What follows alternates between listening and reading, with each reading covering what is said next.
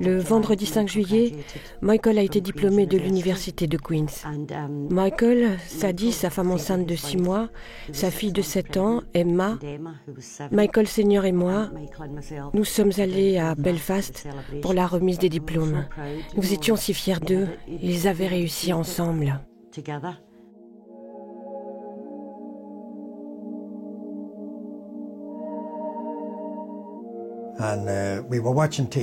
Nous regardions la télé et aux infos, ils ont annoncé qu'un chauffeur de taxi avait été assassiné. Un peu plus tard, dans le reportage, ils ont dit qu'il s'agissait d'un chauffeur de taxi de Lurgan. La trentaine, un enfant, sa femme enceinte d'un second. Brady et moi, on s'est regardés. Puis est arrivée l'info fatale. Il venait juste d'être diplômé de l'université de Queens.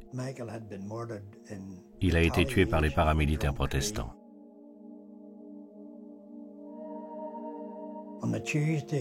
Le mardi soir, nous avons fait sortir tout le monde de la maison et Brady et moi avons décidé de mettre fin à nos jours. Michael était tout pour nous.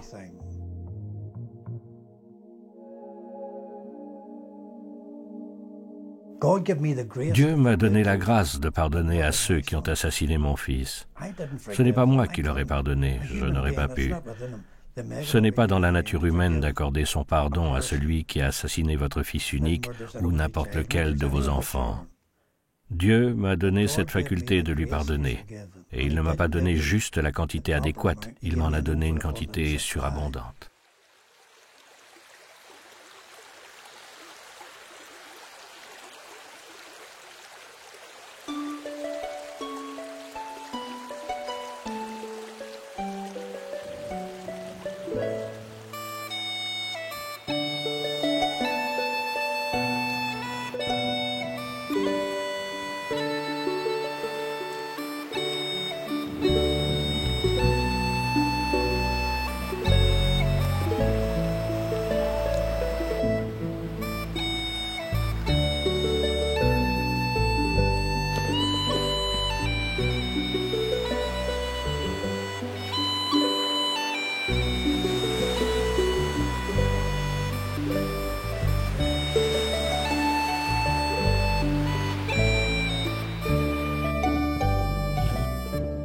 L'Irlande, cette île du bout de l'Europe, a été façonnée par de multiples influences extérieures.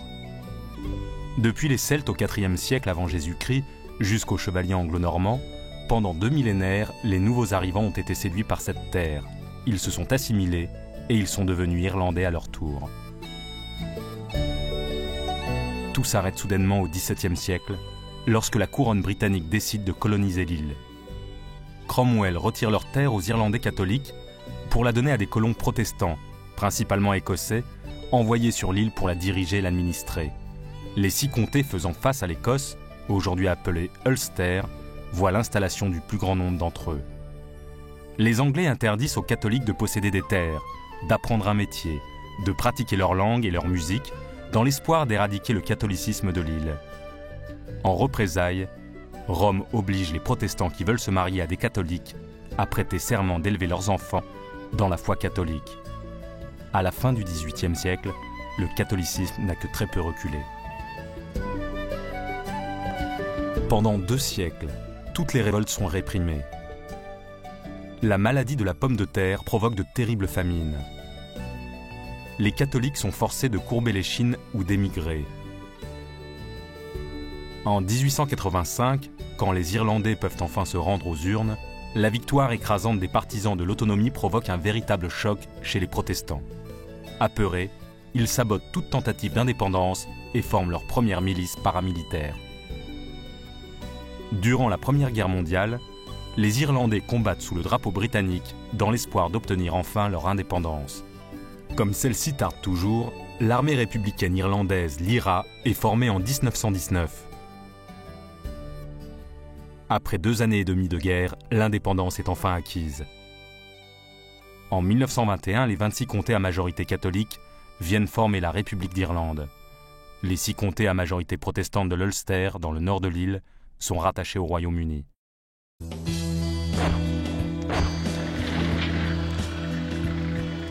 L'Ulster entre à partir de 1968 dans une spirale de haine et de violence entre protestants au pouvoir et catholiques encore largement discriminés.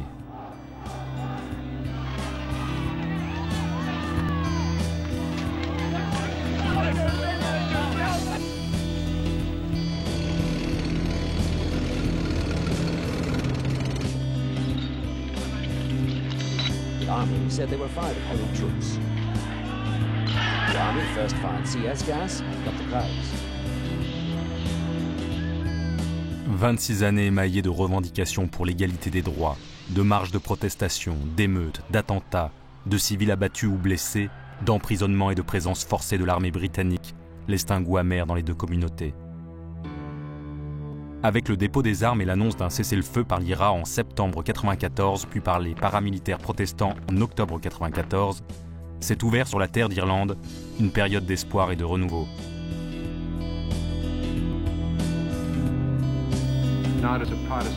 Le 10 avril 1998, après d'intenses négociations, un accord est enfin signé entre les deux communautés et plébiscité par référendum par la grande majorité des Irlandais. Aujourd'hui, une question est sur toutes les lèvres. Les communautés protestantes et catholiques vont-elles réussir à vivre ensemble? Vont-elles finir par se pardonner? Et la paix en Irlande va-t-elle pouvoir durer?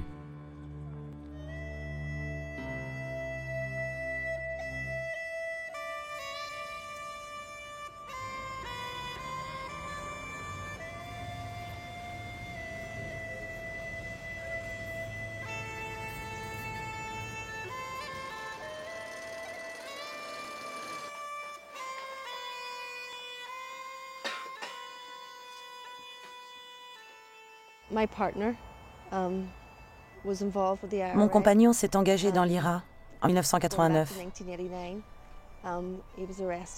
Quand il a été arrêté, j'étais enceinte de 4 semaines. Il a été en prison pendant 6 ans. Je suis restée avec lui jusqu'à ce qu'il sorte de prison. Nous avons eu 2 autres enfants, et puis nous sommes allés chacun de notre côté. J'ai élevé mes enfants toute seule. J'ai été mère célibataire pendant 13 ans.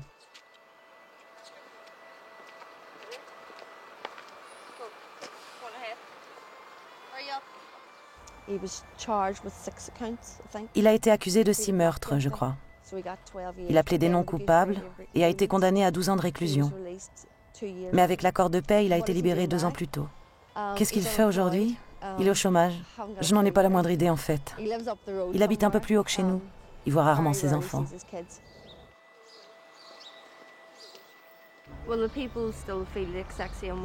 Les gens ont toujours la même opinion de la police, rien n'a changé. La police surveille tout ce qui se passe à l'aide de caméras. Vu que le commissariat est situé au sommet du quartier, ils peuvent tout voir. Donc notre vie privée est toujours violée. Et ils continuent à fouiller nos maisons, à faire des descentes sans raison précise. Margaret habite un des quartiers où l'IRA a le plus recruté dans les années de guerre. Pas une rue qui n'ait payé du sang de l'un de ses fils ou l'une de ses filles. Ces peintures murales, leur raison d'être, elles racontent l'histoire des 30 dernières années. Elles sont là pour nous rappeler que ces gens ont donné leur vie pour nous. À partir de 1976, des murs ont été construits un peu partout dans Belfast pour séparer quartiers catholiques et quartiers protestants et pour protéger certains postes de police. Ces murs, surnommés avec ironie « lignes de paix », ont été progressivement surélevés jusqu'à 9 mètres de haut. Initialement prévus pour empêcher les tirs d'armes et de projectiles de quartier à quartier, ils servent aujourd'hui à rendre plus difficiles les incursions hostiles. Les points de passage entre quartiers sont surveillés par caméra et fermés la nuit. Les bandes sont alors obligées de faire un détour de plusieurs kilomètres pour se rendre dans l'autre camp. Pourtant ici, en avril 1994, des paramilitaires protestants ont cassé une portion de mur et aménagé un passage. Une habitante de la rue a téléphoné à la police pour les prévenir. La police n'est pas intervenue. Ils ont appelé la société de taxi et commandé un taxi pour le dernier numéro dans la rue. Lorsque le taxi est arrivé et a klaxonné, les types étaient cachés par ici. Ils se sont approchés et ont tiré sur le véhicule.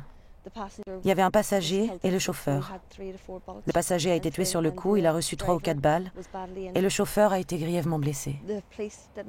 La police n'a rien fait. Elle savait qu'il y avait un passage, ils ont été prévenus, mais ils n'ont rien fait. Il devait y avoir des informateurs. Il y a bien dû avoir un accord tacite entre eux. Bien sûr qu'il y a eu un accord tacite. La police avait été prévenue, ils n'ont rien fait. Et un jeune a été tué.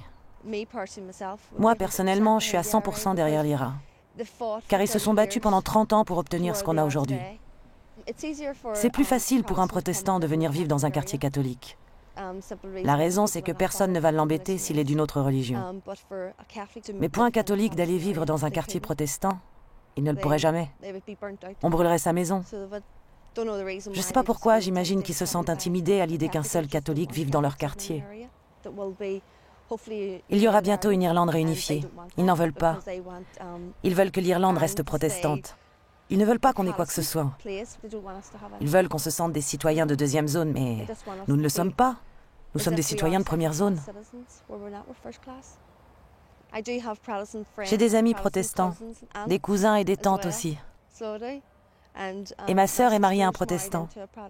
Je n'ai rien contre eux. Je les traite comme s'ils étaient des gens comme les autres. C'est le même sang que le mien qui coule dans leurs veines. Il n'y a pas de différence. J'aurais peur d'aller en voiture de l'autre côté du mur, dans le quartier de Shankill ou tout autre quartier protestant. J'aurais peur pour ma vie. Je n'y suis jamais allée. Je ne me sentirais pas en sécurité. Je pense qu'on pourrait lire en gros sur mon visage que je suis catholique et qu'ils le découvriraient tout de suite. Non, je m'y aventurerai jamais de la vie.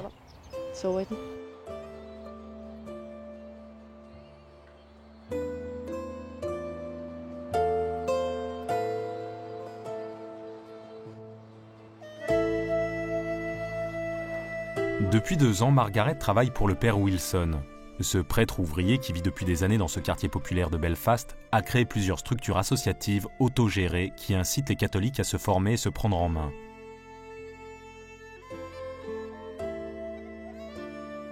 Wilson a encouragé Margaret à reprendre ses études et à faire un stage de formation pour devenir thérapeute.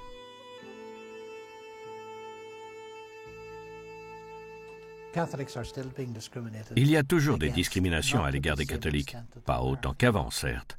À cause des événements, le gouvernement britannique a dû mettre en place des lois qui sanctionnent les discriminations. Ça a aidé. L'argent a été déversé en Irlande, à Belfast, dans ce quartier, mais ça n'a pas amélioré grand-chose. Ce que l'argent ne peut pas faire, un gouvernement juste et efficace aurait pu le faire.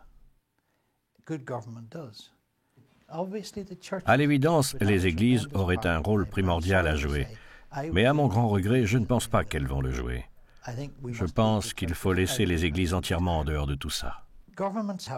Les Britanniques ont raconté au monde entier une histoire qui n'a rien à voir avec la réalité du terrain. Le gouvernement britannique voulait une assise militaire et un contrôle de l'économie irlandaise.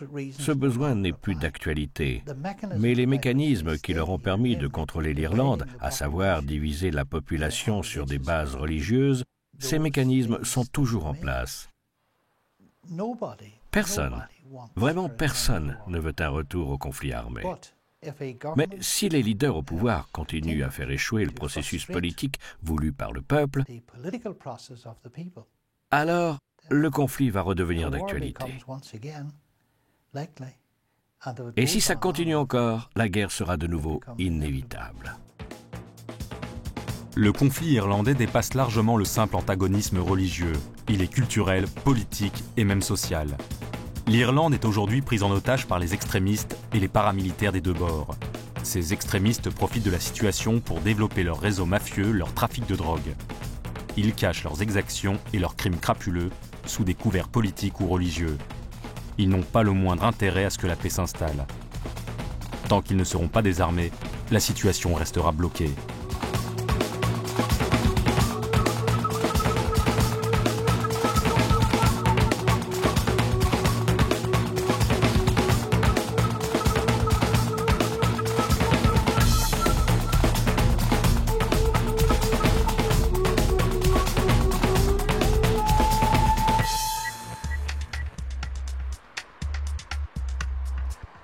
À 30 km de Belfast, les petites villes de Lurgan et Portadown essuient depuis 35 ans les oppositions meurtrières entre extrémistes des deux camps. Cette église catholique a servi de cache pour l'IRA. Plusieurs tonnes d'armes y ont été saisies. Quant à cette paisible église protestante de Drumcree, elle a été à l'origine de plusieurs émeutes et assassinats. Garrett est protestant. Il travaille pour Hurt, une association de victimes des violences qui compte des membres dans les deux communautés. Dans les villes de Lurgan et Portadown, il y a eu plus de 230 personnes tuées. Si on considère qu'elles avaient chacune au moins 10 personnes dans leur entourage proche, on arrive à plusieurs milliers de personnes directement touchées. Le processus de paix des 10 dernières années a eu au moins un avantage.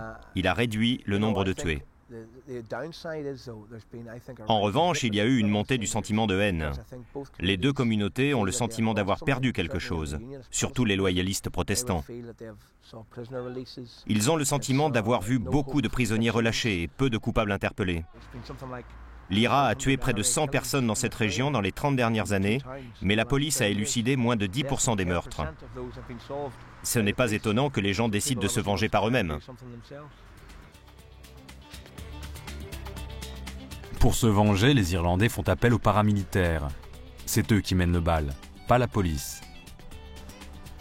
Dans une Irlande du Nord surarmée, les forces de l'ordre, cibles de tant d'attentats, vivent retranchés dans leurs bunkers et leurs véhicules blindés. Dans les deux camps, on leur interdit l'accès aux vrais responsables des crimes. Nombre de leaders politiques au pouvoir bafouent la justice, jouent aux chefs de gang, organisent les oppositions. Ils s'enrichissent sur les trafics et l'argent de la paix qu'ils détournent. Ils ne veulent pas de la réconciliation, ils risqueraient de perdre leur pouvoir. Les événements montrent clairement que le Sinn Féin, la branche politique de l'IRA, manipule la situation à son avantage. La plupart des fauteurs de troubles qui organisent les oppositions sont liés au Sinn Féin. Ils ont un intérêt à aller au conflit, comme ça ils peuvent se présenter comme les défenseurs de leur communauté. Pourtant, je pense qu'il y a un sentiment de bonne volonté en ce moment dans la communauté protestante, à l'égard de la République d'Irlande et de la communauté catholique. Je pense qu'ils veulent résoudre le conflit. Seulement, ils n'acceptent pas qu'une organisation politique au pouvoir ait des armes en sous-main. Ça ne marchera pas. Tant qu'il n'y aura pas une séparation nette entre le Sinn Féin et l'IRA, tant que le Sinn Féin ne se légitimera pas en devenant un vrai parti politique, plutôt qu'une organisation terroriste, ça n'ira nulle part. Je pense que les églises ont botté en touche pendant le conflit. Elles ont perdu le respect des gens, probablement dans les deux communautés, car elles n'ont pas été perçues comme faisant corps avec eux. Elles se sont retirées, gênées par la violence, elles n'ont pas voulu faire le sale boulot de terrain. Nous traversons une période difficile, mais je suis toujours fier d'élever mes enfants et de vivre en Irlande. Mes racines sont ici et j'ai bon espoir pour l'avenir. Ce bâtiment de l'est de Belfast abrite une des loges de l'Ordre d'Orange. Cet ordre maçonnique, fort de ses 80 000 membres, est non seulement la première organisation protestante d'Irlande du Nord, mais aussi un pilier du loyalisme à la couronne britannique. Fraser Agnew est entraîneur de football, journaliste et passionné d'histoire.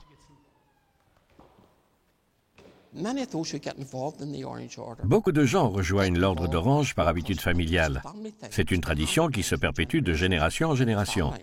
Mon grand-père faisait partie de l'Ordre d'Orange et il était donc naturel que je rejoigne l'Ordre d'Orange. Lorsque nous avions notre propre Parlement en Irlande, en 1969, la plupart des membres du gouvernement faisaient partie de l'Ordre d'Orange. C'était une des choses que les républicains nous reprochaient, que ces ministres prenaient leurs décisions entre eux, dans les loges. Une réunion de loge commence toujours par les Écritures. Nous commençons toujours par lire la Bible. Il y a toujours quelques mots de prière, peut-être un hymne aussi. Puis on s'attaque aux affaires. On relit le compte-rendu de la dernière réunion. Parfois, on discute de l'actualité politique, d'un dîner que nous allons organiser. Ou parfois, on cherche une fanfare pour notre prochain défilé. Tous les ans, à partir du 12 juillet, l'Ordre d'Orange organise des centaines de marches en Irlande du Nord. Ces marches commémorent la victoire du prince protestant hollandais Guillaume d'Orange sur les catholiques à la bataille de Boyne en 1690. Pendant cette période de tension entre communautés, les catholiques fuient les villes ou se barricadent chez eux. Ces marches sont le rendez-vous préféré des extrémistes et des fauteurs de troubles des deux camps. Elles dégénèrent encore parfois en bataille rangée lorsqu'elles traversent certains quartiers catholiques sensibles. Oui, je défile le 12 juillet. Je porte un chapeau melon et des gants blancs. Les marches de l'ordre d'Orange sont des marches sectaires. Elles le sont parce qu'en sortant tous leur drapeau, d'une certaine façon, ils provoquent les catholiques.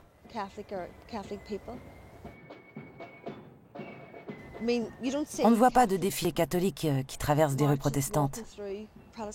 En défilant, c'est plus ou moins comme s'ils disaient « Ce quartier est à nous, nous avons le droit de défiler dans votre rue », alors que nous ne leur imposons pas nos marches à travers leur quartier. Il y a plusieurs années, nos marches ne posaient aucun problème. Les catholiques venaient et regardaient passer le défilé avec plaisir. Je le sais parce que c'était le cas de mes voisins. Bien sûr, il y avait toujours quelques blagues, mais il n'y avait jamais de problème. Aujourd'hui, le problème, c'est ce républicanisme renégat qui ne respecte rien d'autre que ses propres valeurs. Just before 12 o'clock, police Land Rovers moved up Drumcree Road, closing off side entrances. They did the same on Garvaghey Road. When locals realised what was happening, they staged a sit-down protest. But soon the RUC moved in and started clearing the protesters off Garvaghey Road. Then 1,300 Portadown Orange men were on the move. The local Drumcree Lodge led the parade down the hill. Their numbers filled this quiet country road. When they turned into Garvaghey Road, police Land Rovers lined the entire route. Residents were kept well back behind the police lines. Marching four abreast, the Orange men were quiet and dignified. There was no music, just a drum marking time. Soon after the Orange men had left the road, the Land Rovers started moving out, but it wasn't long until they were back. Residents' anger spilling over. A van was hijacked and set on fire. A short time later, the police replied with plastic bullets. Il y a toute cette pression sur nous. Pourquoi ne discutez-vous pas avec les associations de résidents? On voudrait que nous parlions à des gens qui sont soutenus par le Sinn Féin, qui ont servi dans l'IRA et qui, par le passé, ont forcé des protestants à quitter leur maison. Et on voudrait nous forcer à les écouter nous raconter pour quelles raisons on ne peut pas défiler dans notre ancienne rue, devant notre ancienne maison, parce que c'est eux qui y habitent maintenant. Les républicains ont une vue très réductrice de nos marches. Ils ne comprennent pas notre histoire et notre culture. Ils ne nous voient que comme des opposants à cette République d'Irlande du Nord qui n'existera jamais, sûrement pas comme ils la veulent. Je reconnais leur droit au catholicisme et à faire ce qu'ils font. Tout ce que je demande, c'est qu'ils me donnent les mêmes droits. Le droit de vivre dans une société dans laquelle nous avons tous la liberté de faire ce que nous voulons dans la limite de la légalité. Nous y sommes arrivés dans le passé. Nous pouvons y arriver de nouveau.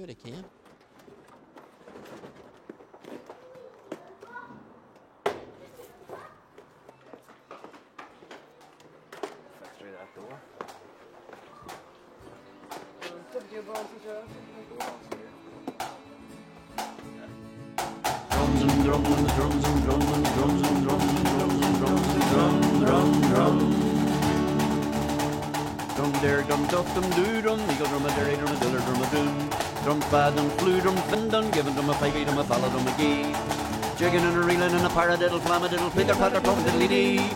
Bucking and a lepping and a different dance stepping and a drum, can I say that by the sea? Drums and drumlins, drums and drumlins, drums and drumlins, drums and drumlins, drums and drums and drums and drums and drums and drums and drums and drums and drum, drum, drum.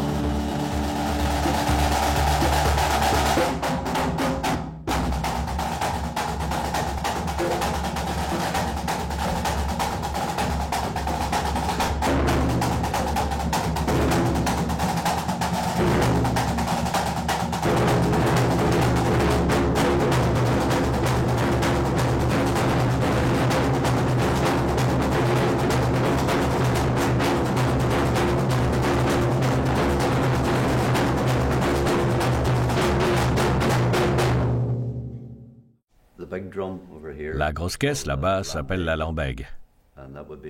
Ici, en Irlande du Nord, elle est principalement associée aux protestants et aux loyalistes. Le petit tambour, le boran, lui est associé aux catholiques et républicains. Donc, en 1992, nous avons eu l'idée de faire quelque chose avec les deux percussions ensemble. Quelque chose qui mettrait en valeur et respecterait les deux traditions. Dès le début, on était très conscient de l'émotivité qu'il y avait à réunir ces deux symboles. Lors d'un atelier dans une loge d'Orange, ils nous ont fait part de la gêne qu'ils avaient à nous voir utiliser le boran, du malaise qu'ils ont ressenti à se trouver aussi près de lui. Et on a eu les mêmes réactions de l'autre côté, chez les catholiques. Une gêne à être si près de la lambègue. Les gens qui étaient gênés par rapport à la lambègue ou au boran, parce qu'ils représentaient quelque chose qui venait de l'autre communauté, une fois qu'ils entendaient ce que nous en faisions, ça ne leur posait plus aucun problème. Donc, si la musique est bonne, si les gens l'apprécient, ça semble dissiper toutes les inquiétudes que les gens peuvent avoir. Moi, venant d'une famille protestante, je n'avais jamais entendu de musique traditionnelle irlandaise jusqu'au jour où je suis devenu membre du groupe. Tandis que pour Dolores, ça fait partie intégrante de sa vie depuis qu'elle est enfant. Le groupe représente toutes les communautés d'Irlande du Nord. Nous avons des protestants et des catholiques, et nous jouons tous ensemble. Notre propre religion n'a jamais été un problème. Nous en parlons, nous en rions et en plaisantons, mais ça n'a été un problème pour aucun d'entre nous. Quand tu voyages de par le monde, tu vois l'Irlande du Nord d'une autre façon. Les difficultés et les différences que nous avons ici sont vraiment petites comparées à ce que nous avons en commun. Quand nous disons que nous représentons les communautés d'Irlande du Nord, en fait, nous n'en représentons que deux. Il y a un grand nombre de communautés dans ce pays. Vous avez une communauté indienne, une communauté africaine, une communauté asiatique. Si les musiques peuvent jouer à l'unisson, alors peut-être les gens pourront vivre en harmonie, ça pourra marcher. Nous nous considérons en quelque sorte, nous et notre musique, comme une métaphore de ce qui se passe dans ce pays.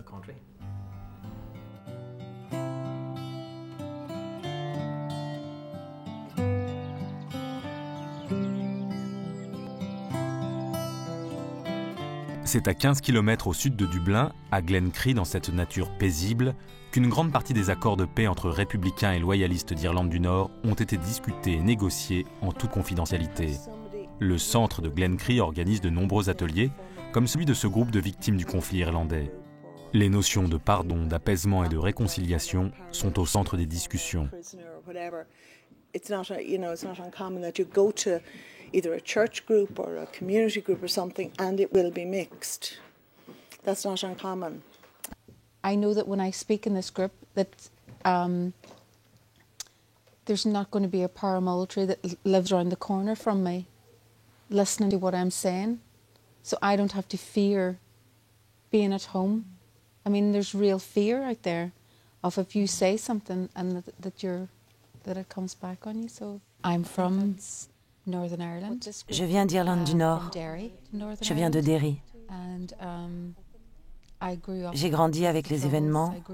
J'ai grandi avec la guerre. J'ai passé la plus grande partie de ma vie dans un quartier républicain. Mon beau-frère a été tué par l'IRA. Ils l'ont tiré hors de la maison, ils l'ont mis dans une camionnette et ils l'ont attaché. Puis ils l'ont tué avec une bombe déclenchée à distance, lui et 5 soldats. J'ai été retenue otage, tout comme ma sœur et sa famille cette nuit-là. Du fait que je n'avais pu voir que leurs yeux, j'ai passé plusieurs années à regarder les gens dans la rue. Partout où j'allais, à fixer leurs yeux en me demandant « Était-ce toi ? Était-ce toi ? Ou toi ?» Les gens se sentent enfin en sécurité pour raconter ce qui leur est arrivé. Vous ne vous imaginez pas les menaces qu'on nous a infligées. On nous a tous contraints au silence. Et ce n'est que récemment que les gens se disent « On peut peut-être parler ». Mais à chaque fois que le processus de paix est à nouveau menacé, les gens la bouclent à nouveau, se disant qu'on va peut-être revenir à une période de trouble. Lorsque je vois certains leaders politiques, tout le pouvoir qu'ils ont, je ne peux m'empêcher de me souvenir que ce sont ces mêmes personnes qui, il y a quelques années, avaient un revolver à la main et ont agi avec cruauté à l'égard des leurs et de l'autre camp.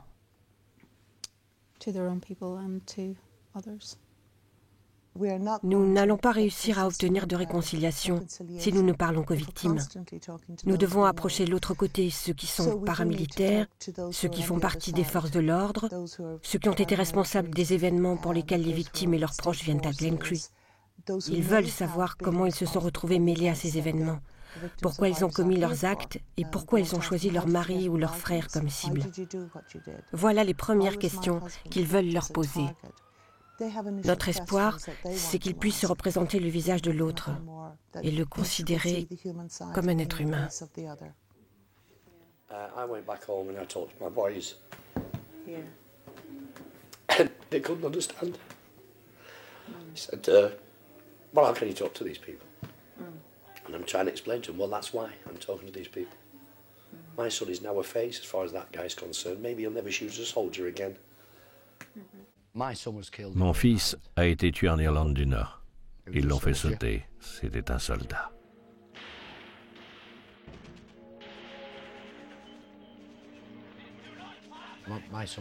Mon fils a été tué par l'IRA, mais il y avait des gens dans l'atelier dont les enfants ont été tués par des soldats britanniques. La douleur est la même. Donc on découvre plusieurs points de vue et on commence à se représenter ce qui s'est passé là-bas.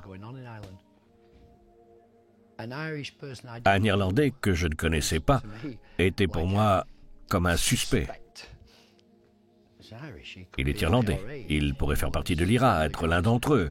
A-t-il tué mon fils? Mais quand je suis venu en Irlande et quand j'ai rencontré des Irlandais ici à Glen Cree, ils étaient tous comme moi. Nous sommes tous des êtres humains. Nous sommes tous blessés. La fille d'une dame a été tuée par un soldat britannique. Je me suis identifié à elle parce qu'elle avait perdu une fille.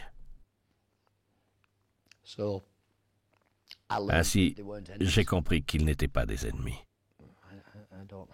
Je n'ai plus la même rancœur et la même haine que j'avais au début. Je n'ai pas pardonné, en aucune façon je ne pourrai un jour pardonner. Mais je comprends les choses un peu mieux.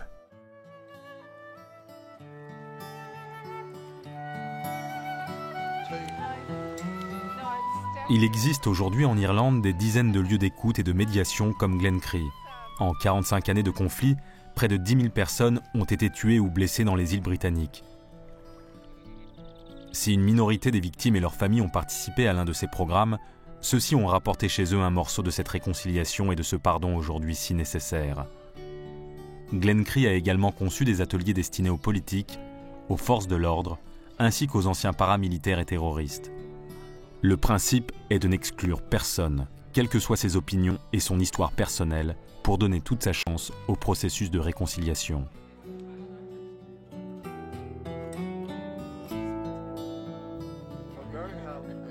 D'ailleurs, comment en arrive-t-on à devenir un paramilitaire? Lorsque je me suis engagé, j'étais plutôt naïf.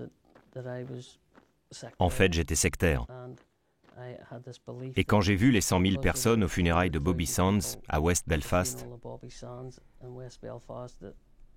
pour moi, elles étaient toutes des cibles légitimes. Et ça m'a donné l'excuse, ou la légitimité, de m'engager et de devenir un tireur d'élite des UVF. Je ne crois pas, quand j'y repense, que je pourrais justifier aujourd'hui ce que j'ai fait. Mais je suis persuadé que si je n'avais pas fait ce que j'ai fait, la Grande-Bretagne se serait retirée d'Irlande par la petite porte. Parce que je pense que c'est ce qu'elle essaye de faire aujourd'hui. And yet Mrs. Thatcher tells us that republic must have some say in our province. We say never, never, never, never. We are saying something more. we are prepared to lay down our lives rather than surrender. Quand j'étais adolescent, j'allais à l'église d'Ian Paisley. Ian Paisley était un pasteur et un politicien, et je m'accrochais à chacune de ses paroles. Lorsque j'allais à ces meetings, j'en suis sorti de nombreuses fois persuadé que, lorsque je serais assez grand, je me devais de rejoindre les rangs des paramilitaires. Ian Paisley vous dirait qu'il n'a jamais appelé quiconque à s'engager. Mais parfois ce n'est pas ce qu'on dit, c'est ce qu'on ne dit pas qui compte. J'ai eu un fils qui est né lorsque j'étais en prison. Il est né le 3 février 1997 et il est mort 2 jours plus tard, alors que j'étais toujours en prison. Et ce n'est que lorsque j'ai vécu la perte de ce fils que j'ai commencé à réaliser combien le conflit avait été destructeur. Et j'ai vu le rôle que j'y avais joué. J'ai réalisé que j'avais ôté la vie.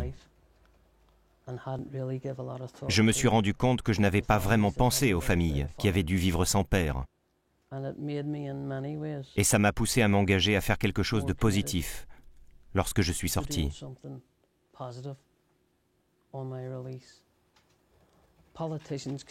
Les politiciens peuvent se vanter et déclarer « Nous avons obtenu la paix, nous avons fait ceci, nous avons fait cela ». La réalité du terrain, c'est que ce sont d'anciens prisonniers des deux camps qui ont eu un rôle destructeur, qui ont fait le premier pas et ont pris le véritable risque en tendant la main.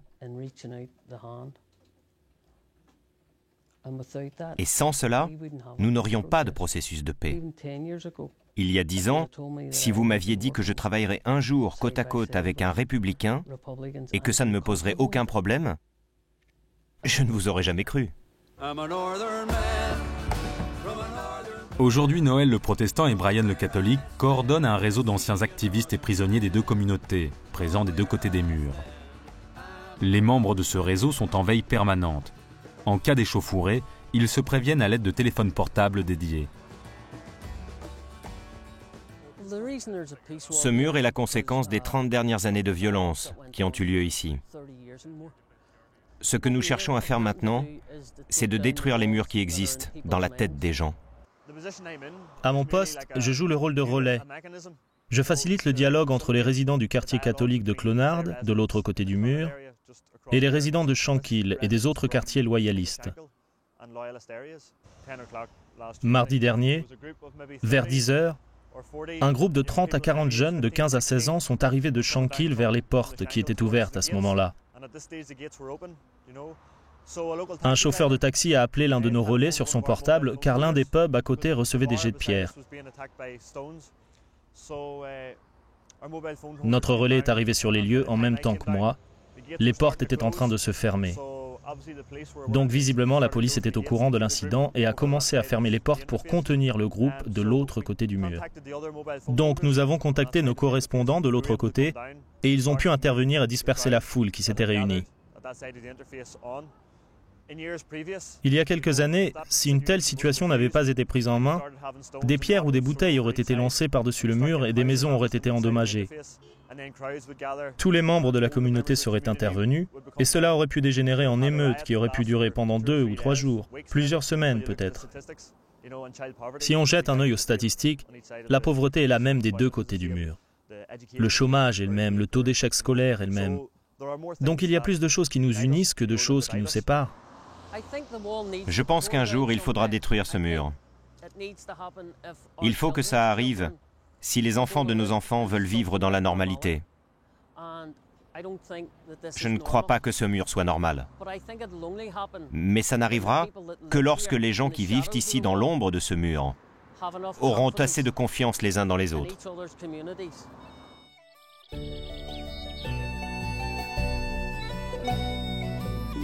Que peuvent faire les prêtres et pasteurs sur le terrain pour rapprocher les communautés? Ici, dans cette région frontalière entre les deux Irlandes, de très nombreux protestants ont préféré déménager du fait des incursions violentes et fréquentes de l'IRA. La situation de la minorité protestante qui a décidé de rester dans la petite ville de Rostrevor s'annonce difficile.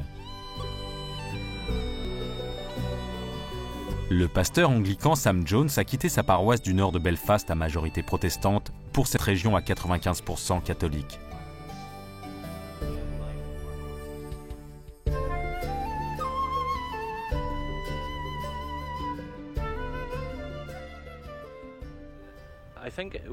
Lorsque l'on passe d'une communauté principalement protestante à une communauté principalement catholique, on a toujours un peu d'appréhension et de doute.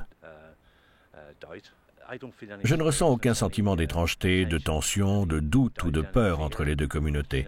Tout le monde a l'air tellement détendu et prêt à s'entraider.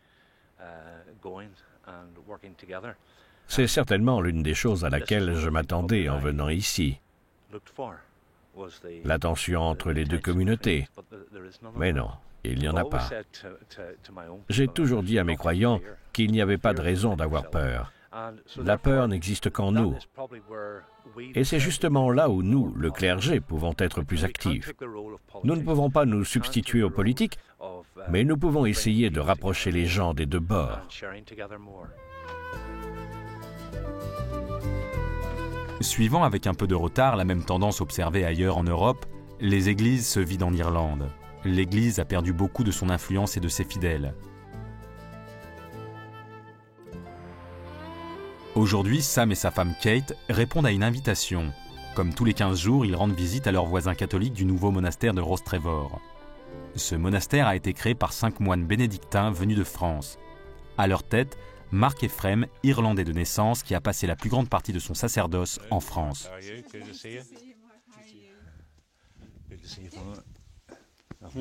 Thank you very much indeed. Good to see you again.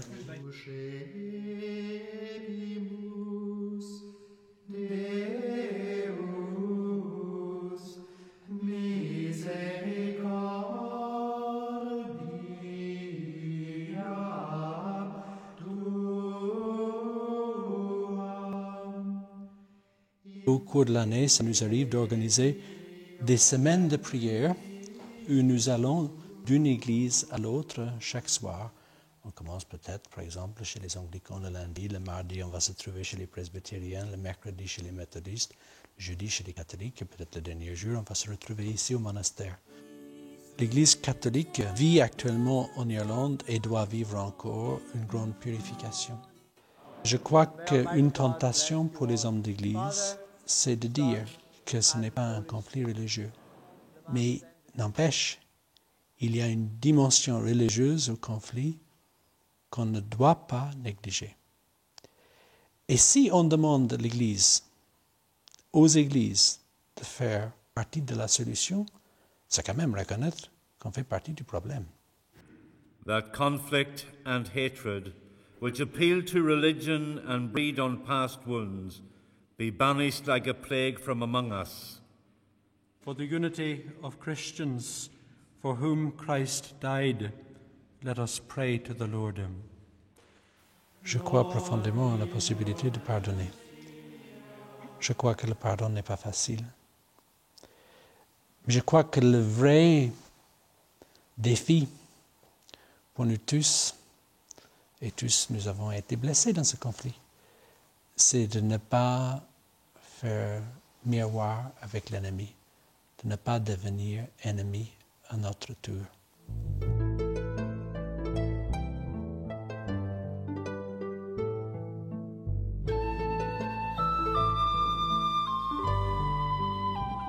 Depuis la relative normalisation, le nombre de couples mixtes est en forte augmentation. Pourtant, très rares sont ceux qui acceptent de témoigner à visage découvert, qui plus est devant une caméra. William est protestant et Anne est catholique. Ils ont fondé l'Association des couples mixtes d'Irlande du Nord. Ils ont élevé 3 de leurs 6 enfants dans la foi catholique et 3 dans la foi protestante.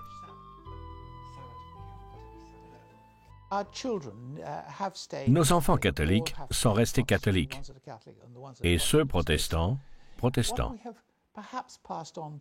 Nous avons essayé de leur inculquer que ces divisions sont bien plus petites que la réalité d'être chrétien. Avec le temps, l'ambiance générale a beaucoup évolué en ce qui concerne les mariages mixtes. Bien sûr, il y a toujours des familles qui y sont totalement opposées. Il y a une certaine attitude chez les catholiques qui disent « Oh, vous savez, les protestants, ils sont gentils, mais ce ne sont pas tout à fait de vrais chrétiens. Et s'ils savaient ce qu'est le catholicisme, ce serait mieux pour eux. » Quant aux protestants, ils considèrent les catholiques comme des antéchrists, des adorateurs d'idoles. Les églises ont énormément changé dans le sens où elles ont ouvert la porte au mariage mixte. Mais il y a des gens au sein de l'église qui préféreraient rester avec les anciennes règles. C'est toujours la prérogative des prêtres d'accorder ou de ne pas accorder les dispenses nécessaires pour se marier dans une église protestante. Certaines familles mixtes ne s'embarrassent pas des deux traditions. Elles enseignent l'une ou l'autre, ou aucune des deux.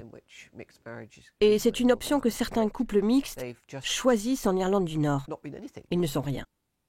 Et laissez-moi vous dire, c'est pas possible en Irlande. Et il faut que vous soyez quelque chose. Il y a beaucoup de gens qui vivent dans les quartiers catholiques, qui s'appellent des catholiques, parce que c'est là qu'ils vivent, c'est l'étiquette qu'ils ont. Leurs enfants vont à l'école catholique, mais ce ne sont pas des pratiquants. Et c'est bien là le problème. Ils ont le fardeau d'être catholiques s'ils veulent aller ailleurs, tout en ayant très peu de bénéfices.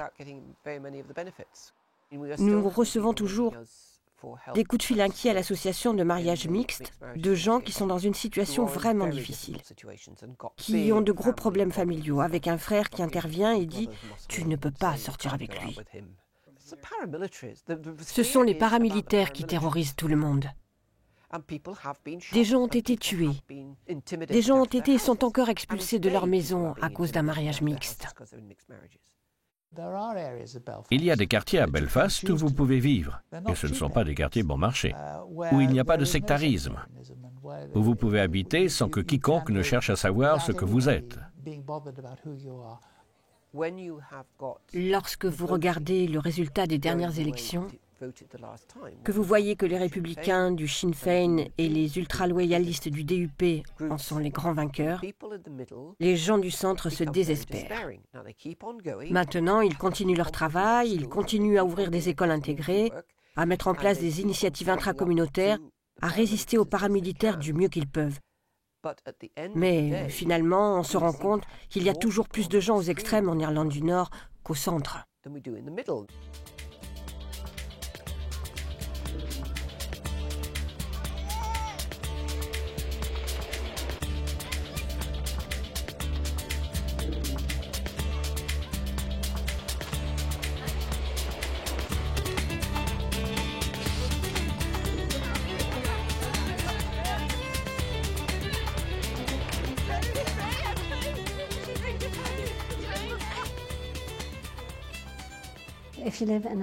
Si vous habitez dans une société séparée, et l'Irlande du Nord est très divisée, où la majorité de la population vit dans ses propres quartiers, envoie ses enfants dans ses propres écoles, il n'y a que 6% des enfants d'Irlande du Nord qui vont dans une école intégrée, alors c'est facile de développer des suspicions ou de nourrir un sentiment d'hostilité pour l'autre côté. Maintenant, si par contre vous rencontrez l'autre tous les jours, que vous apprenez avec lui, explorez avec lui les choses qui divisent, alors évidemment, vos jeunes vont avoir une meilleure compréhension du conflit et toutes les façons de les résoudre. Nos étudiants sont formidables car, bien qu'ils viennent de quartiers physiquement séparés entre eux par un mur, bien qu'il y ait fréquemment des actes de violence, nous n'avons pas de problème de sectarisme à l'école. Élèves à Hazelwood, Justine la protestante et Laura la catholique sont amies depuis leur plus tendre enfance. Je connais Laura depuis la maternelle. Nous sommes allés dans les mêmes maternelles et écoles primaires intégrées. Et ça n'a pas posé de problème parce que nos parents, à l'une comme à l'autre, sont pour l'éducation intégrée. Laura parlait de sa communion, j'y suis allée. Avec nos familles, ça n'est pas vraiment un problème de savoir de quelle religion vous êtes. Oui, je me suis rendue dans le quartier de Laura, chez elle. Ma famille ne s'est pas inquiétée, car ils sont amis avec la maman et le papa de Laura. Et nos quartiers ne sont pas trop touchés par les oppositions religieuses. S'ils n'en parlaient pas honnêtement, je ne saurais pas qui est catholique et qui est protestant, parce que je ne pense pas que ça nous rende différents.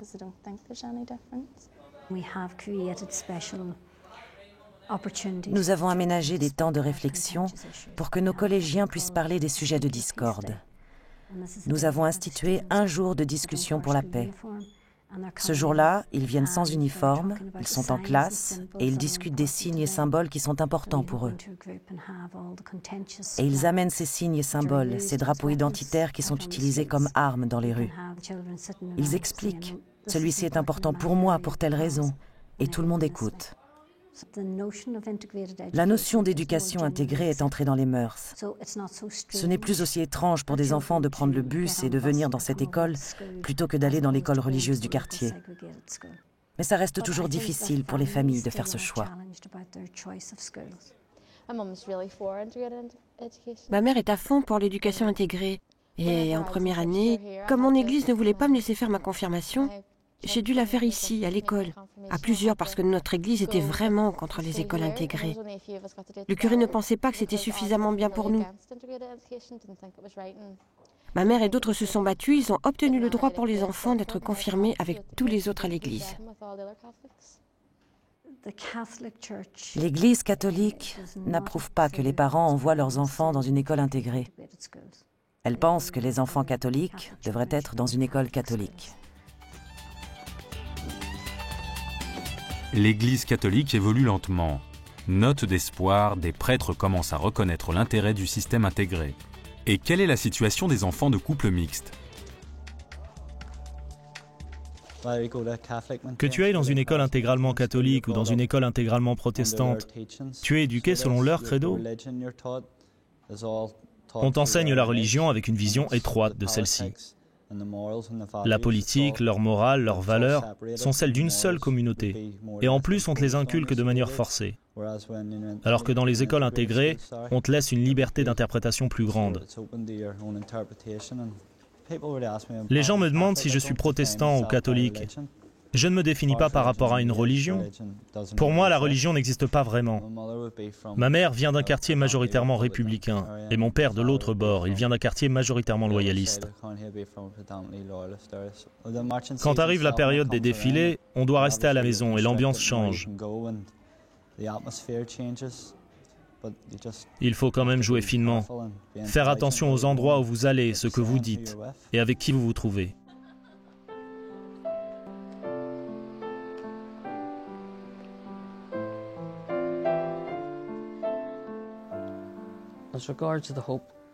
De l'espoir, je pense qu'il y a toujours de l'espoir.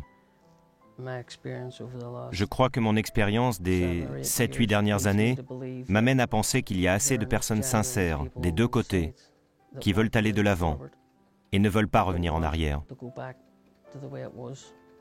Je fais assurément partie de ces personnes qui ne veulent pas revenir là où nous étions. Je crois qu'il va falloir refermer beaucoup de plaies avant qu'on puisse ressentir les bénéfices d'une société libre et ouverte. Je reste optimiste, oui, mais je pense que ça va prendre des années. En ce moment, nous traversons une période de plus en plus difficile. Pour les gens du centre, ceux qui travaillent main dans la main, qui sont en couple mixte et qui essaient de créer un espace de partage, des institutions partagées, il faut qu'on continue. Parce que ces institutions partagées vont s'ancrer dans la société et un jour elles vont l'emporter. Mais il y aura toujours des gens qui ne veulent rien savoir, qui revendiquent leur propre espace et qui ne veulent rien d'autre qu'être la communauté dominante.